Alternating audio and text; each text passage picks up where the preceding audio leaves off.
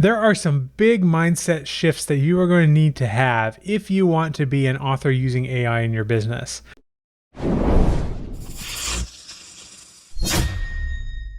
The first thing you need to understand about AI is that it's not all or nothing. It's a spectrum. And what I mean by this is if you are using AI, typically you are using it in one part of your process or another. Some people come into this channel and think, oh, do I have to do all of these things? Do I have to create something completely from scratch? Do I have to outline with this? Do I have to use my characters? Do I have to write the prose? And the answer is no. Everybody's going to be using the AI for something specific.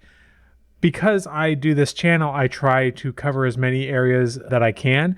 But for instance, for me specifically, I don't use the AI for a lot of my outlining other than maybe to help get me started, because that's the part I enjoy the most. And so I don't use it for that, but I do use it for a lot of other things. And for you, it might be different.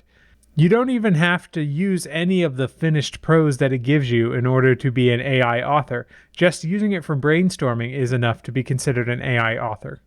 Number 2, and this one is really important, and that is you have to think of the AI as a collaborative partner and not as a tool that is going to do the work for you.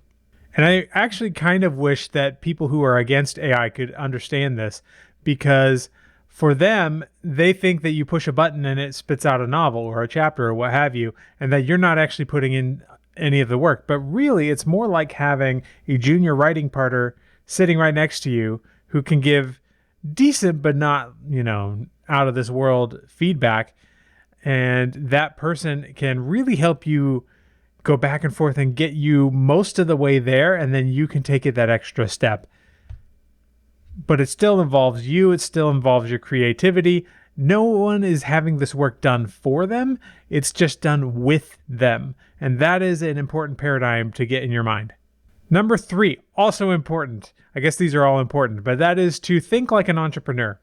Now, entrepreneurs, I've noticed, have been far more embracing of AI so far, at least in my limited perspective. I have yet to meet anyone who I would consider a real, true-blooded entrepreneur who has yet to embrace AI, or at least to acknowledge that embracing the AI is the important way to go. And that is because an entrepreneur is constantly looking for opportunity. That is really the word. If you could boil down entrepreneurship to one word, it would be opportunity. You are looking for ways in which you can make a difference and ways in which you can provide value to people. And AI, if we're being honest, is one of the biggest opportunities that our entire world civilization has seen possibly forever, but certainly since the rise of the internet. The 4th mindset shift that you need is you need to cultivate a love of lifelong learning. Say that 5 times fast. A love of lifelong learning.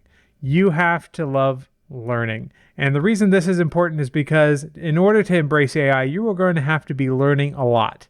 And you're going to have to take some time, schedule some time to be learning this new thing. And if you're watching this video, I'm guessing you already have a knack for this. You are already interested in learning more about all of these things. And so I'm glad you're here and welcome. By the way, if this video is providing any value to you, most of the people that view these videos are not subscribed. So please subscribe. We talk about everything related to AI in writing, particularly in fiction writing. But you are going to learn a lot of important tips on how to use ChatGPT, how to use Claude, and other tools to write your books. The 5th mindset shift that you are going to need to have is that you might want to wait until the dust settles. What I mean by this is there is a lot of anti-AI hate right now, and it is really easy to get caught up in that and to get depressed and to fight with people about it. And honestly, I really think that this is going to blow over in a year or a little more, because new generations that are coming into this, people just graduating high school and college, do not care. They're using these tools. They think it's great. It's a real help to them.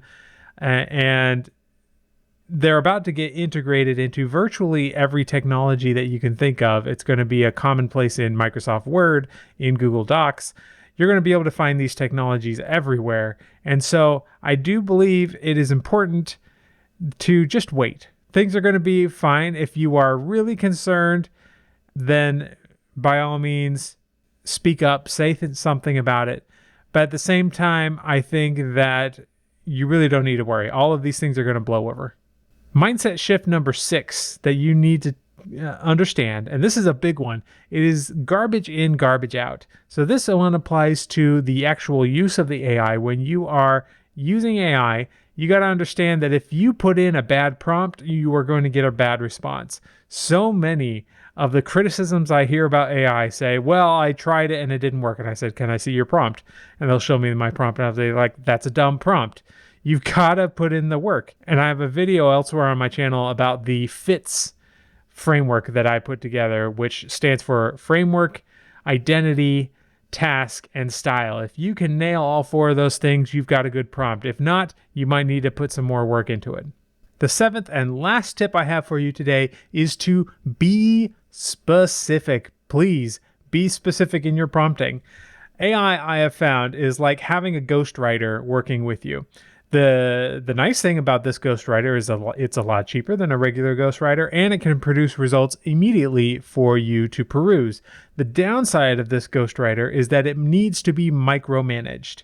And so think of this as micromanaging a ghostwriter. You have to tell it every single detail, otherwise it won't get into the finished product. That means your outlines, if you are using them, need to be spot on. They need to include what you want them to include. And that's why we use the fractal technique, which you can also find another video on this channel, to start from a small idea and then work your way into a larger, more fleshed out story. And then from there, you can write your prose.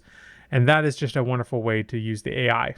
Those are my 7 tips, my 7 mindset shifts that I believe all authors need to have, including those that are not using AI yet, because you will be.